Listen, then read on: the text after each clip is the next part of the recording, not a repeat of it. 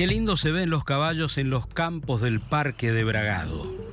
¿Será porque este pueblo bonaerense lleva el nombre precisamente de un caballo indomable y hay un monumento que hace honor a su memoria? Y sin embargo, son tan dóciles y amigables los caballos de Daniel que parecen mascotas. Qué mundo extraño el de los caballos, ¿no? Ellos acompañaron desde siempre la historia de los hombres y ya en la mitología griega aparecen mezclados entre dioses, semidioses, héroes y guerreros. Caballos alados como Pegaso o caballos inmortales que podían hablar como Balio y Llanto, los dos corceles que empujaban el carro del héroe Aquiles. Y de hecho en ese mundo fantástico habitaban los centauros, que eran monstruos, mitad hombre, mitad caballos. Pero estos que tengo a la vista son bien reales y bien nuestros. Caballitos criollos, herederos de aquellos 72 que trajera el adelantado Pedro de Mendoza al Río de la Plata en 1536. Desde entonces, ellos han sido nobles compañeros de trabajo, incansables viajeros, sacrificados actores en la guerra, bellos ejemplares objeto del deseo de vanidosos millonarios e ilustres corceles capaces de las hazañas más perdurables en el tiempo. Y como se ve, hasta pueden ser amigos del ser humano, que en realidad es su gran depredador. De eso se ocupa nuestra historia hoy, con nombre propio, de los famosos caballos argentinos, fuertes, hermosos, compañeros, valientes e indomables, que hicieron historia.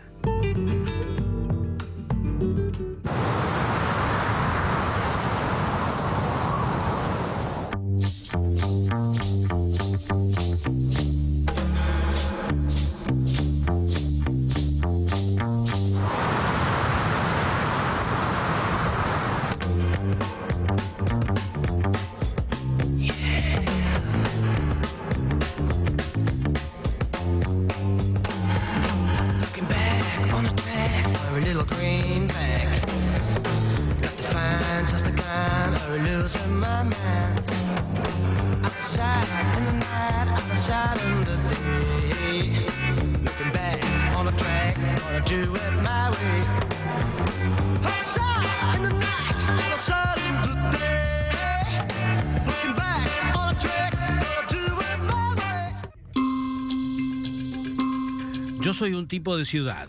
¿Qué me puede llamar la atención a mí de un caballo? Eso iba preguntándome durante mi viaje, que había empezado en Bahía Blanca, pasando después por Tres Arroyos, hasta llegar a un pueblito muy chiquito llamado Micaela Cascallares. Llegaba yo a estos campos perdidos de la provincia de Buenos Aires, buscando la historia de uno de ellos, de la estela que dejó su larga fama, y quería reconstruir su enigmática vida. Entre jinetes y pingos, por los distintos parajes, amontonando al gauchaje, adornaste los domingos. Hasta puebleros y gringos, en coche, micro o en tren, quisieron llegar también, porque hay pocos de Tulaya que nacieron con agallas para bajar más de 100.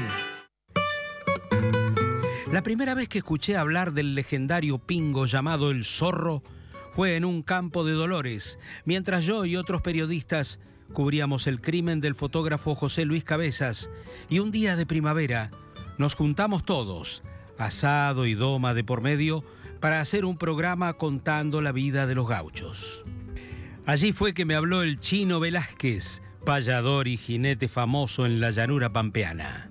Hubo jineteadas bravas esa tarde y el Chino me habló de los caballos reservados, y fue allí que lo nombró, como al pasar me lo dijo. Reservado el caballo que viene, que nadie quiere que lo ande, es un bellaco, una fiera. Viene a disco. Claro, también es reservado. Se le llama reservado, es un potro indomable. Acaba con espuelas y es como un cuchillo que sabe que al largarlo, cuando ya tiene muchas montas, le van a clavar la espuela. El caballo se pone mal, se pone nervioso. Y hay caballos que no, así que esperan tranquilos, pues tienen confianza y salen volteando de movida y voltean. No es tan famoso como aquel famoso zorro, no sé si escuchaste allá de Micaela Cascallari, el zorro de Pasarotti. Es un caballo amable, pasó las 6 montas, cabe la historia. Pero de eso no paren, muchos los llevan, ¿no? Aparece uno a las perdidas.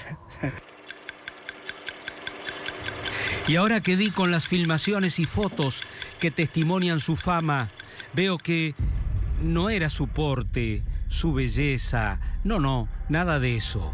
No tenía sangre azul, ni había llevado en su grupa a un hombre notable en toda su vida, o a un gaucho célebre, o a un aventurero en busca de una gran hazaña. Al zorro de Micaela Cascallares no le gustaba llevar a nadie encima suyo. Al contrario, era su carácter indómito lo que me llevaba de la nariz a sumergirme en su historia, porque era el caballo más famoso de La Pampa y de todo el país, porque escupía jinetes de su lomo como quien le saca el polvo a una prenda, agitándola 1 o 2 veces en el aire. Lo llamaban el zorro, y yo estaba, muchos años más tarde, ahora, saludando a su dueño, Omar Pasarotti. Omar, ¿cómo le va? ¿Cómo anda? ¿Todo bien? Todo bien. El campo cercano veía, y el corral vacío que lo recuerda. Es más, todas las paredes de la casa de Don Omar recuerdan al zorro. Y nació el zorro ahí un 12 de marzo del año 72 en el partido de Dorrego. ¿Pero de una madre que estaba atacada por la locura? No, claro, pero a los 6 meses recién murió la yegua de... la locura decimos nosotros, los veterinarios tienen las palabras más distintas. Y después el padre del zorro era un tobiano azulejo y le faltaba un ojo, lo había criado un hombre de Cascallares, guacho. Sí. Y mansito, y salió el zorro. ¿Y usted lo vio crecer al zorro? ¿Cómo era de chiquito? Y era como, daba lástima, pobre, cuando era guachón, hasta que... ¿Daba lástima? El trote de él era con las patas medias como bailando, así. Mirá qué buenas fotos. Bueno, este es Oscar Espil de la Prida. Pobrecito el zorro, caballito huérfano. Un tordillo negro con la cara media blanca y algo blancas también las cerdas de la cola. Daba medio gris, como un zorro. Pasarotti no sabía para qué podía servir ese ejemplar, que no le decía mucho. Tenía pinta de percherón, hasta parecía medio dormido. Por empezar, lo ató a un palo para que aprendiera a obedecer, y allí fue. Uno lo ata para que aprenda a obedecer. Entonces no se largaba para atrás como los otros potros, él paraba nada más. Entonces teníamos que probar 12 caballos y yo digo, vamos a probarlo con la espuela para que se avive. Y mire, se avivó demasiado. Claro, porque lo probó con la espuela y ¿qué pasó? Y claro, ahí le gustó Corcoviar. Y ahí no aflojó más. Y entonces usted lo vio, dijo, Claro, entonces usted con él podía hacer lo que quisiera, de abajo, pero del lomo no. Vamos a decirlo rápido y claramente. Así empezó su carrera de chúcaro, el pingo más famoso de las jineteadas de todos los tiempos. La leyenda del caballo indomable. Ahí lo tienen, señores. Es el caballo de la historia. El caballo que ha recorrido 5.000 kilómetros en el año. 158 gauchos corajudos y hambrientos de gloria se le subieron al lomo.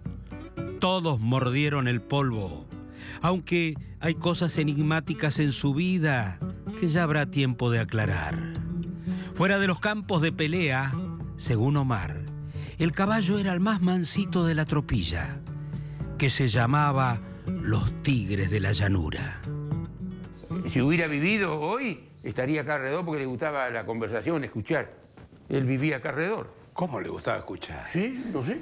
Como si fuera un perro. Y un perro como otro cristiano. Él escuchaba, donde sentía conversar, se venía despacito, pasito y se ponía ahí. Ah, y pispeaba. Sí, esa ventana la tuve que cambiar con vidrio y todo porque él ponía el hocico ahí y la reventó, estaba por ahí guardada la ventana. ¿Y de curioso? ¿Qué tenía? Eso sí que no, hasta ahí no estudié. Porque el caballo era medio diablo, pero entonces era medio cristiano también. Sí, miti era.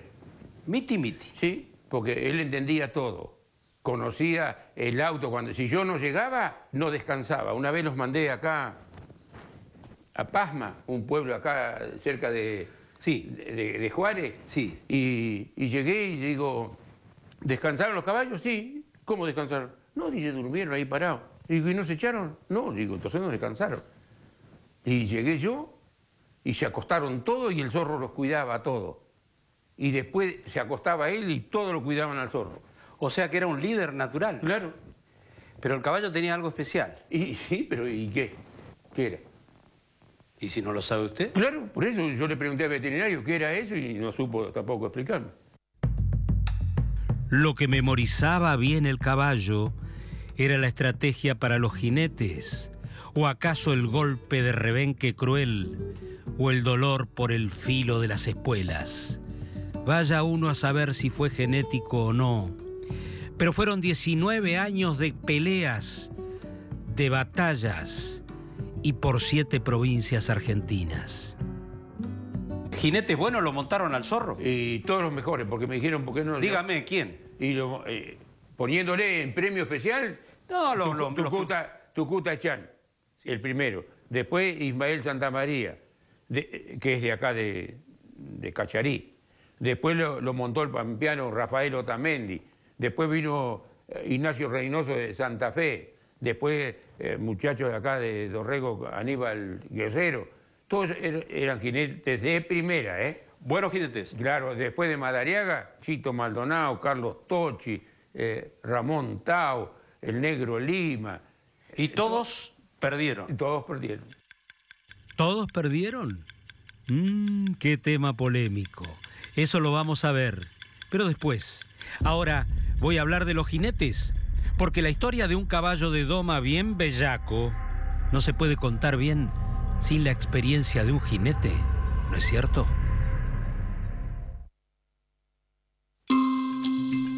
Me fui a los campos de Tandil a buscar al mejor, a Jorge Aristegui. Yo mismo lo he visto a Aristegui durante tantos veranos en acción en el Festival de Jesús María. Desde 1984, te digo más, si alguien sabe de caballos endiablados, ese es Jorge Aristegui. Hay canciones que se cantan en La Pampa solo para recordar sus victorias. Jorge Aristegui solito se encargó de hacerte buey. Desde el palenque sin gel te fue longeando el cogote. Te vi chiquito, grande. Yo sé que hay gente que cuando yo voy a una jineteada me quiere ver caer. Como hay otros que son fanáticos y no quieren ver caer al jinete. Pero hay gente que le gustaría verlo caer a uno. Ahí está. ¡Qué topada, paisano! ¡Qué topada! Miles de espectadores se juntan siempre para ver al Maradona de los jinetes. Siempre se renuevan los caballos, pero no la ceremonia. Estaba esperando esa pelea. Sabía que se iba a poner todo el hermano. Sabía que se iba... Bueno. Tensión en el palo, revolotean los apadrinadores, atentos para el rescate, y el caballo que luce casi desbocado.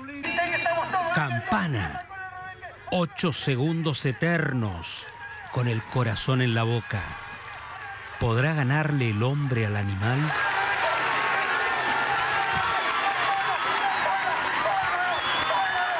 Nunca es seguro lo que va a pasar. Claro, por eso tanto interés en la jineteada, ¿no? Claro, yo he visto, me ha pasado, he ido confiado en que a ese caballo le iba a ganar y me ha volteado. Y en otros que he tenido la duda porque el caballo es muy difícil. Me pasó con la yegua de Carlos Real, de la Mayonesa, es de La Pampa. Una yegua que ya me había volteado a mí y que venía volteando a todos los jinetes. Y ese día yo estaba medio golpeado y yo dije, me va a voltear de vuelta. Y sin embargo la jineteé. Jorge nos lleva la cuenta de los caballos que ha andado. Eso, me contó, será el día de su retiro. Por ahora, sigue a los corcoveos y su broche de oro quizá lo tenga a principios de 2015, cuando vuelva a Jesús María una vez más, donde montó la friolera de 150 caballitos y junto con sus hijos. Ese es el gran premio, que también le salieron jinetes bravos. Su hermano, Carlos Aristegui, también era un buen jinete, según mentan en La Pampa, Argentina. Mi primer pensamiento cuando yo estoy arriba del caballo es en mi hermano, que siempre creo que está cerca mío. Tratar de no equivocarme en los movimientos del caballo, porque uno tiene que seguir el movimiento del caballo, no hacer uno lo que uno quiere. Ah, esa es una clave interesante, ¿no? Y bueno, y no aflojar el enganche. El garrón tiene que estar ahí, firme, para no perder el caballo. Y no nombraste el coraje, Jorge. Es importantísimo. Si no tenés coraje, o si dudás, mejor no vayas al palo. Cuentan en los fogones que Carlos, el hermano de Aristegui, era bueno y corajudo. Y acá, como en una tragedia, vuelve a entrar en escena el zorro de Micaela Cascallares, que era como el mismísimo diablo con forma de caballo. Desafío tras desafío, el zorro fue creciendo en fama. El zorro siempre ganaba, hasta que un Aristegui lo monta al caballo, al zorro. Claro, el que murió. ¿Este Aristegui era buen jinete? Dicen, yo no lo vi ese día. ¿Y qué pasó? Y el hombre lo pidió en el palo, pero lo cinchó él también y le dije yo, mirá que lo pasaste de cincha. No vaya a creer. ¿Qué es pasarlo de cincha? Y ajustarle la cincha como si uno se ajustara al cinto. Claro, Y entonces el caballo en medio se tiraba porque sentía la cincha en el pecho. El caballo va atado de la boca, va atado de la panza y el hombre va sentado arriba, agarrado de la rienda. Así que, ¿quién llevaba la ventaja? El hombre. Sí. Y dijo, ¿este caballo lo ando o me mata? Y ahí está. Esa fue la perdición de él. Y mi hermano fue a montar el caballo y bueno, fue mi padre, fue la señora de él, mi mamá, mis hermanas, fueron de acá amigos también, fueron a verlo porque era, ya te digo, como era el caballo más mentado en esa época y mi hermano que venía bien jineteando querían ir a verlo. Entonces el caballo lo baja, pero él queda enganchado del estribo, de una estribera queda enganchado y bueno, el organizador había retirado los apadrinadores y él también, creyendo que el caballo iba a voltearlo y que no iba a pasar, supongo yo, nadie iba a pensar que iba a quedar enganchado en un estribo. El caballo dispara, pateándolo, y el público es el que se mete y acorrala el caballo y lo puede agarrar, pero ya era tarde. Ah, y murió por las patadas del caballo. Desde entonces, el zorro siguió siendo el indomable, pero también empezaron a llamarlo el caballo maldito y hasta el caballo asesino. Esta es la salida. ¿Quién es este? Este es Carlos Aristegui. ¿El que murió? El que murió. Y ve que igual lo iba llamando el caballo para arriba. Ya empieza el caballo a llevarlo. A hacer su juego. Claro, ¿lo ves? Cada vez más. Sí. El caballo lo hacía, era la estrategia del caballo. Esa. Claro, y acá está el fatal, ¿ves? Los estribos puestos, el hombre, el pecho en la cabeza, ¿ves? A ver, vamos a ver bien. Las riendas vuelan allá, que se las quita las riendas, ¿ves? Y acá, ¿ves? Que le hizo pues como un tirabuzón y lo echó para atrás, ¿ves? Pero acá el hombre ya está sin conocimiento prácticamente. Sin conocimiento, sí. Y acá está el problema, ¿ves? Que la pierna del lado del lazo queda enganchada, del lado del montar queda enganchada con la estribera del lado del lazo, ¿ves? Sí.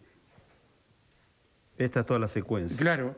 Y usted si queda colgado, ¿qué hace? Se agarra la cabeza. Claro. No. Y él nunca, y ninguna patada le pegó el caballo, como dicen. Eso fue todo el pecho con la cabeza.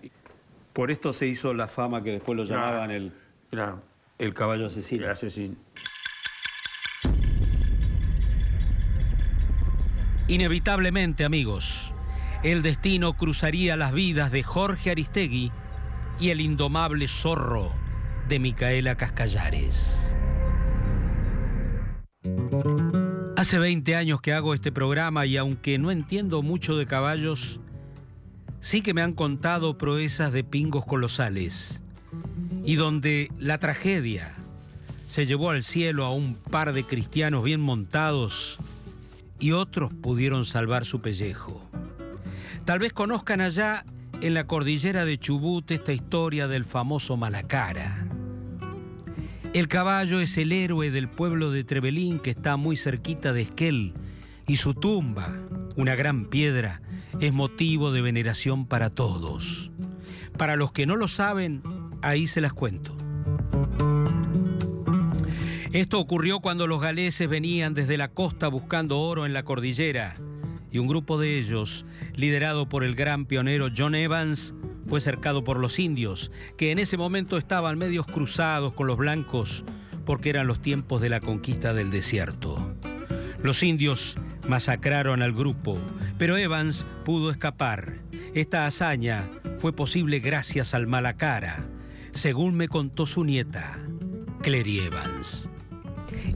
Saltó un barranco de 3,80 metros a 4 y pudo poner distancia entre los indios araucanos y le salvó la vida gracias al coraje que tuvo el caballo este, que resalto permanentemente que es un caballo criollo, muy chiquito, de mucho coraje, además longevo. Murió a los 31 años. Qué curioso que sea el héroe del pueblo, ¿no?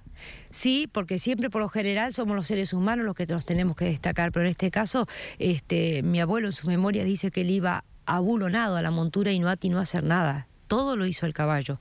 Salta el barranco y galopa hasta que se desvasó.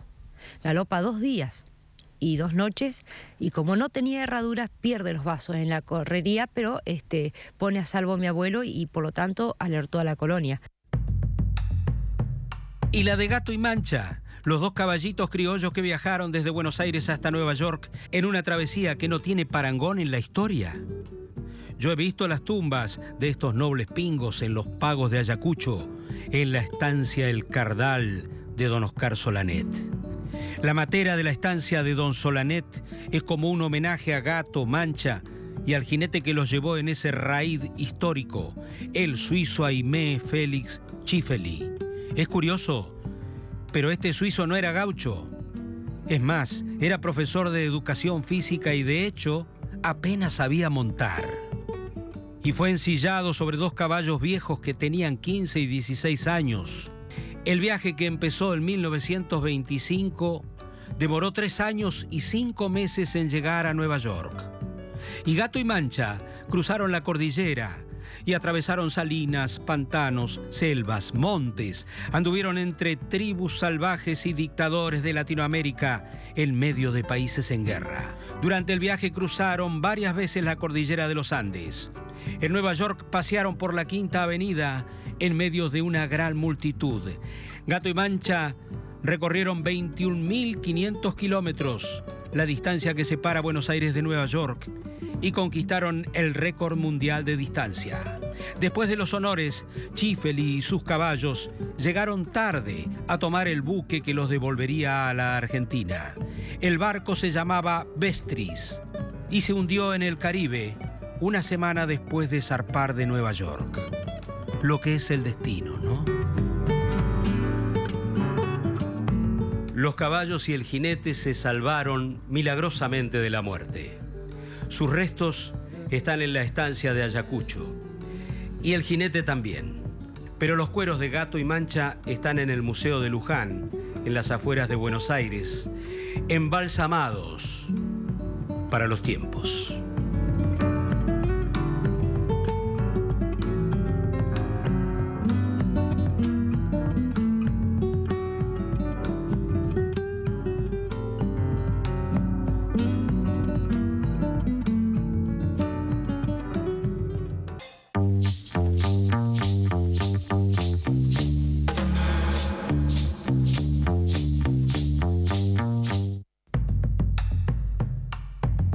El zorro sacó volando de su cruz a 4 generaciones de jinetes. Pingo invencible de 640 kilos de músculo y un temperamento que Dios me libre. Algunos jinetes porfiados lo subieron hasta 3 veces porque Curioso, ¿no? Duraron segundos sobre su lomo y tienen toda la vida para recordarlo. Hasta aquella tarde triste de Tres Arroyos del 11 de septiembre de 1983, mucha agua ha corrido bajo el puente, pero la controversia sobre la muerte de Carlos Aristegui enfrenta a su hermano con el dueño del caballo. ¿Pero cómo fue la doma esa? Cuando largaron el caballo, en el segundo salto, ya el caballo lo iba llamando para arriba, para la cabeza. Y después le quitó las riendas. Entonces, a donde le pegó el ancazo, porque este caballo los acomodaba con las riendas y le pegaba un ancazo. Y hoy pasaban para adelante. Ah. Y cuando el hombre le pega el ancazo, pasa para adelante, el caballo venía, el hombre iba. Pero no zafaron los estribos. O sea que le pega con el pecho. Con la cabeza en el pecho. Debe haber sido un golpe brutal. Y eso, cuando le hicieron la autopsia, dice que le había reventado el pecho. No le pega con la cabeza el caballo, le pega con el cogote. El cogote es más blando. Le pega con el cogote y no lo deja pasar para adelante. Y en el otro salto, él cae para atrás y se le escapan las riendas. Pero él queda enganchado. Y ese fue el problema. Él queda enganchado, pero a su vez hay fotos que muestran que él viene enganchado, pero él viene doblando la cintura y queriéndose agarrar de la estribera. Entonces no es que el caballo lo desmayó ni le hizo nada en el cabezazo, como dicen. Cuando la gente agarra el caballo, porque los apadrinadores no estaban, se habían retirado, sí. El caballo, cuando él estaba enganchado, lo vuelve a patear. La polémica no está aclarada, ni mucho menos, y tal vez no se aclare nunca. Hijo de un percherón tuerto y de una yegua llamada La Reina, que murió de locura. A los 3 años el zorro empezó su carrera legendaria y ya no paró. Sus recursos en la doma aún son un misterio. El caballo, cuando entraba a la jineteada, entraba mirando todo el público. Lo ponía en el palo, ya no tenía el mismo respeto con uno, con nadie. Había que respetarlo a él, porque por ahí... ¿Él sabía a dónde iba? Sí, sí. Llegaba el zorro y llegaba la gente a saludar, a ver, a estar cerquita. Ah, como una estrella de cine. Y claro, y si no le digo que la televisión de Arrufó, de Santa Fe, me llamó, yo iba viajando. Dice, 25 kilómetros antes, avise Pasarotti a dónde viene, así sale la televisión. Llegamos, los caballos siempre abajo de lona iban. Dice, destape la lona para ver los caballos y el único que asomó la cabeza el zorro. Que me dice, llevaba 8. Una vez que empezaba la pelea, lo soltaban en el palo. Ah, sí. ¿Y qué hacía el caballo? Y el caballo vio, picaba, se levantaba para arriba y lo llamaba con las riendas, sí. Sí. Y le aflojaba de golpe la rienda y lo agarraba con el anca. ¡Pah! Y pasaba para adelante. Ah, le hacía... Y claro, así que eso lo aprendió él, nadie le enseñó. Fue un caballo bueno, vivo para corcovear. Él tenía una manera de corcovear y fuerza. Tenía la manera de corcovear que él pegaba 2 o 3 arrastrones y cuando veía que lo acomodaba un poquito al jinete, con la cabeza, con la jeta, te llevaba y pegaba el ancazo. Entonces ahí los tiraba a los jinetes. Claro, jugaba mucho con el pescuezo, con la cabeza y con el anca, ¿no? Sí, él combinaba el jetazo con el ancazo.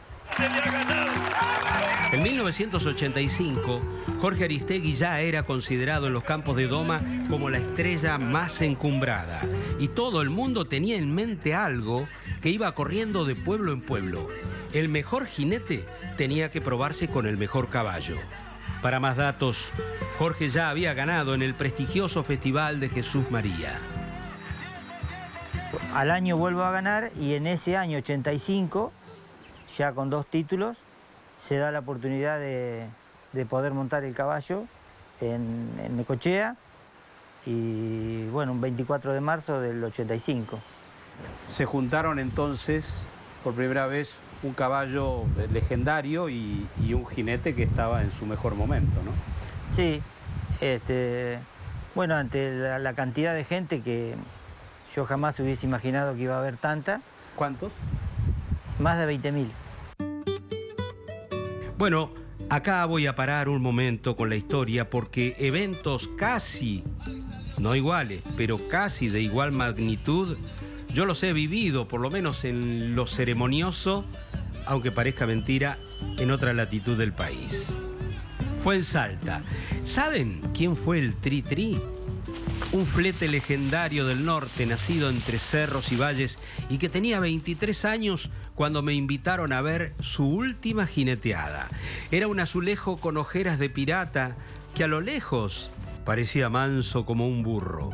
Sin embargo, había humillado a decenas de jinetes y llevaba los últimos 10 años invicto.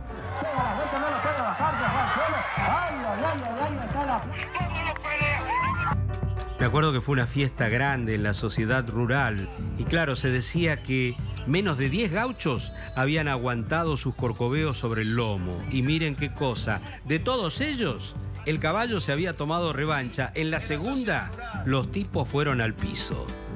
Pero bien, sobre el final llegó el homenaje al Tri-Tri. Lo paseó, me acuerdo, Freddy Álvarez, el primer hombre que lo montó. O sea, su primera víctima. Y hubo una torta con velitas y después el propio Freddy lo agasajó con su comida preferida. Era su despedida justo el día de su cumpleaños número 23. Ha llegado el momento. El Tri-Tri está en el palo. El Toro 10, su tropillero, me había dicho. Creo que ese caballo tiene un carisma impresionante, se hace querer, la gente lo adora, no sé, que disculpen los domadores, ¿no? Pero, y bueno, ¿qué vamos a hacer? Instintivamente, Tri-Tri para las orejas. Parece recuperar en la memoria genética su orgullo salvaje. Por última vez, recuerdo que hasta yo hice fuerza por el caballo.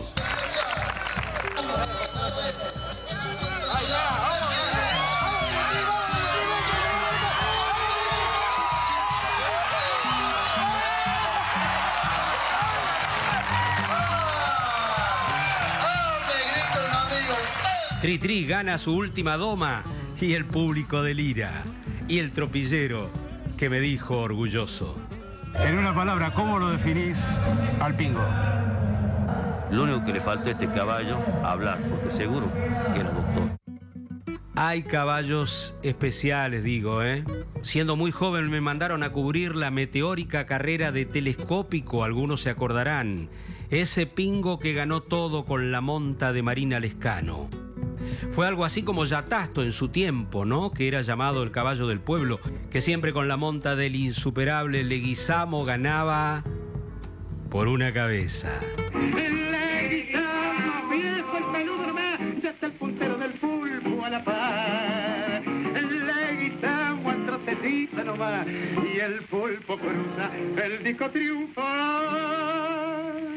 Bueno, viejo Francisco, decide al pulpo que el lunático lo voy a retirar a cuarteles de invierno. Ya se ha ganado su garbancito.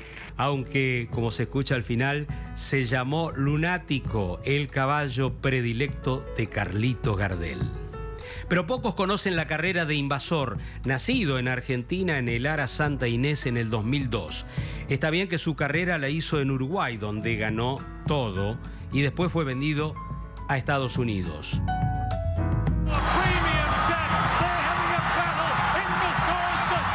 Se tuvo que retirar por una lesión, pero ganó al irse casi $10 millones en premio y ya está en el Salón de la Fama de Estados Unidos, donde sigue su vida naturalmente como semental. Impresionante, casi tanto como nuestro héroe, el Zorro de Cascallares, sobre el que vamos a volver, para contar el final de la historia y de ese famoso duelo al sol con Jorge Aristegui.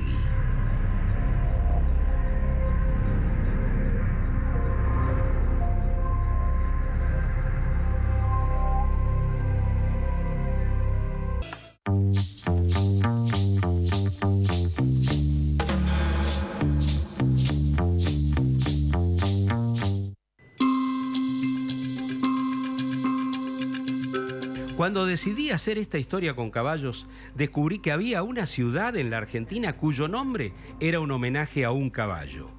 Era un buen motivo para averiguar por qué.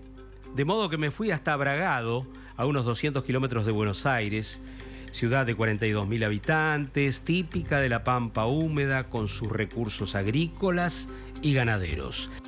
Y de movida nomás, como para que no queden dudas de su importancia en la historia del pueblo, me encontré con el monumento del caballo. Las opiniones en torno a la historia que dio origen al nombre Bragado fueron varias. Donde está el Parque de la Laguna, donde Daniel, el profesor de equitación, tiene a esa tropilla de caballitos mansos y trabaja con un equipo de chicos con capacidades especiales, ese es el escenario donde tuvo origen el bautismo. Esto se remonta al siglo XVIII, cuando las autoridades empezaron en Argentina, o lo que era el país en ese momento, a extender sus fronteras. Y esto supone, claro, peleas entre los indios, que estaban desde siempre, y los soldados, que eran llamados los soldados blandengues. Y había un comerciante, un tal Policarpio Caro, que era dueño de una gran caballada. Y entre los caballos había uno con una mancha blanca cerca de las patas, como un calzón, que era el más codiciado de la manada. Un animal indómito, desafiante, arisco, ¿no? Y lideraba una caballada. Bueno, fue perseguido por un grupo de blandengues. Los blandengues eran los militares de entonces. Lo perseguían y bueno, en el barranco lo arrinconaron. ¿En dónde? Lo arrinconaron en un lugar de la laguna. Y el animal prefirió suicidarse antes de perder su libertad, ¿no? Se tiró a la laguna. Se tiró a la laguna. Encontré a un gaucho justo que pasaba con su caballo frente al monumento, que me dijo: cuando se vio acorralado, antes de perder la libertad, decide arrojarse a las aguas y ahí pierde su vida. Después no lo vieron salir nunca más. O sea que quedó como un referente de lo indómito del animal, y a raíz de eso después se fue en boca la historia, digamos, y todo, hubo cierta autoridad que decidieron tomar el nombre de esa una leyenda, sí. Ahora, Daniel, el profesor de equitación, tiene otra versión atribuida a quienes también querían atrapar y domesticar al famoso bragado. Resulta que los mapuches hablan de la presencia del caballo bragado en esta zona, y ellos dicen que también lo perseguían y lo querían apresar, y lo corrían, y cuando le tiraban el lazo lo lograban enlazar, pero cada vez que recogían el lazo volvía vacío. Entonces lo que ellos dicen, que en realidad el caballo bragado no era un ser físico, sino era el espíritu de este lugar que no quería dejarse conquistar. Vi un violento atardecer sobre la laguna al irme, sobre esta generosa pampa argentina. Me dije que acaso Gato y Mancha anduvieron por aquí, por este maravilloso lugar, como de fuego encendido en el horizonte, y es seguro que el zorro de Cascallares también. Pero hablando del zorro, me había quedado pendiente el duelo al sol que protagonizó el 24 de marzo de 1985 con Jorge Aristegui, que tenía 25 años en aquel momento. Él pidió el desafío y se juntaron, escuchen, 25.000 personas en Necochea. Tuvimos que venir en contramano porque no había lugar para pasar. Bueno, ¿no te imaginabas que esa gente estaba yendo a verte a vos? No, yo todavía le dije a mi amigo: ¿qué hay? ¿Turismo carretera? ¿Que hay tanta gente? Jorge, ¿vos lo tomaste como una revancha?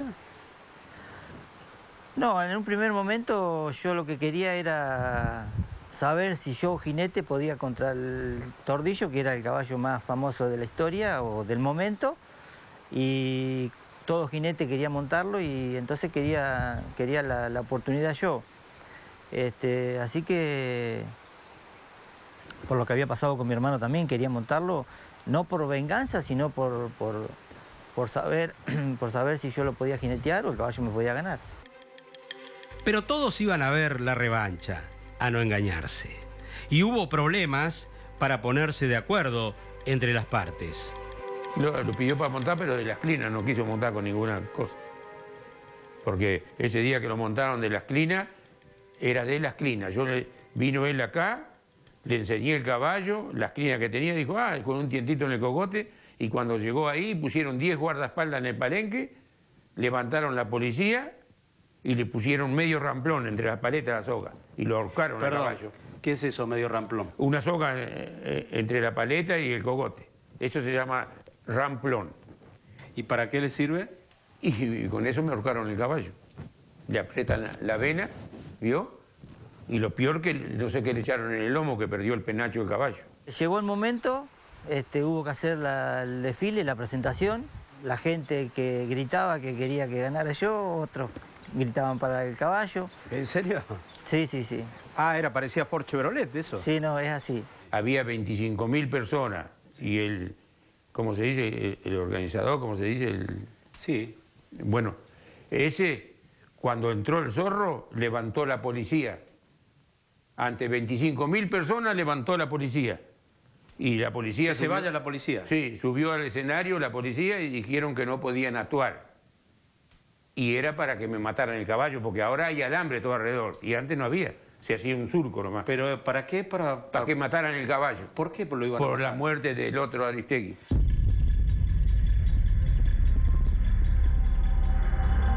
Yo dije de poner un tiempo, porque no, hasta ese momento no se había acordado.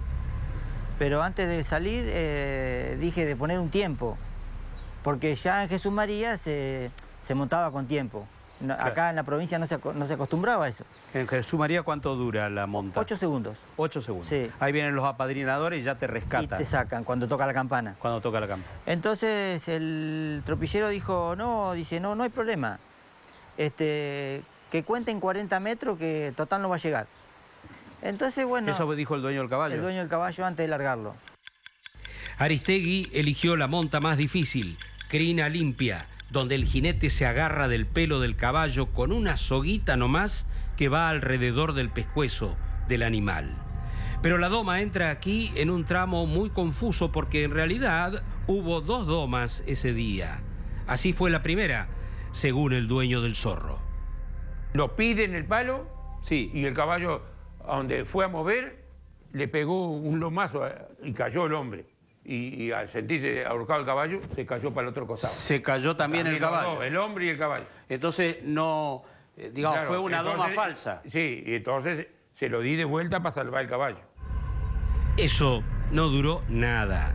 Dice Passarotti que la furia de la gente era tal que le hubiera matado al caballo si no se lo hubiera dado para que lo monte por segunda vez el jinete. Pero Aristegui dice que el hombre que tenía sujetado al caballo en el palenque lo soltó sin que él lo hubiera pedido.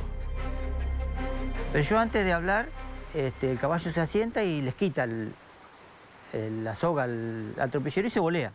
¿Se volea es que se descontrola? Se volea, queda con las 4 patas para arriba.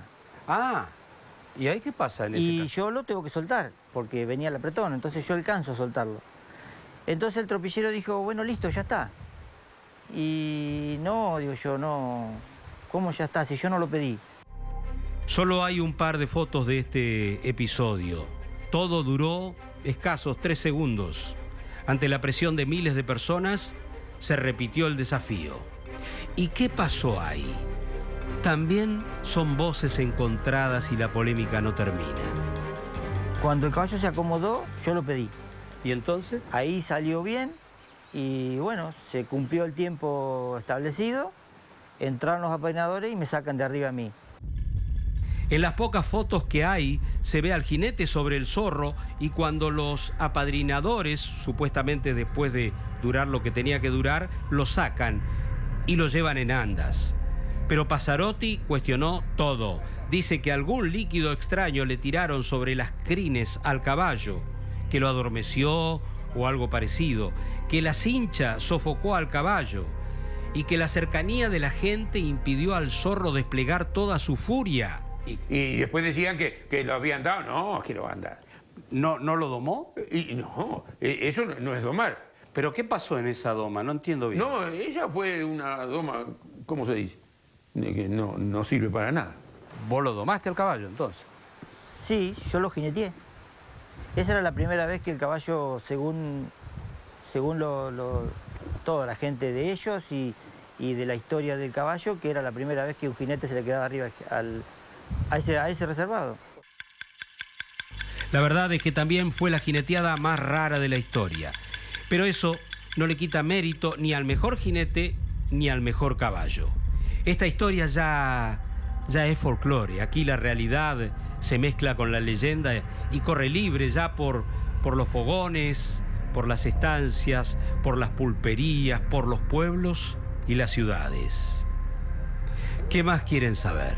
El zorro siguió dando pelea aún después de una operación que tuvo porque se quebró la mano, y siguió ganando hasta 1997, cuando durante una doma empezó a corcovear al principio y de repente se paró y ya no quiso pelear más. Y se retiró solito ante una ovación interminable. Y vivió su retiro cada vez más blanco por los años en el pelo, hasta que ya seco de carnes, una tarde, la del 26 de diciembre del 2000, se derrumbó para no levantarse. Acá tenés las cosas. ¿Y acá qué hay? Aquí está, no. Estos son los restos del zorro, ¿eh? Estos son todos los huesos, ¿eh? Hasta una escarapela, ¿eh? Esta es la capa que usaba el zorro, ¿no? ¿Eh? Y cayó con la cabeza al sur. Y se empezó a dar vuelta hasta que la puso al norte. Pues dice que el caballo bueno muere con la cabeza al norte. Y andamos trillando y yo estaba echando cereal al los hilos y lo estaba mirando. Y hacía tanta calor que fui y le eché agua en la boca. Le digo, ¿está por morir, compañero? Y movía la lengua. Y bueno, seguí descargando y mirando. Y a las 4 y algo se murió. Y bueno, usted sabe que bravo. Enseguida lo tapé con una lona. Y venían los... ¿Cómo sabían los compañeros? Venían donde estaba la lona y estaban un rato parados ahí. ¿Como para velarlo? Y era el compañero. Si a donde iba él, iban todos. La fecha del nacimiento. ¿Esta es la fecha del nacimiento? Claro. Este bravío ejemplar que algunos todavía llaman el Invicto tendrá su monumento ahora en Tres Arroyos. Y yo digo, no habrá ninguno igual, como repiten los paisanos en el campo cuando se refieren al tan mentado zorro de Cascallares, el caballo de la historia.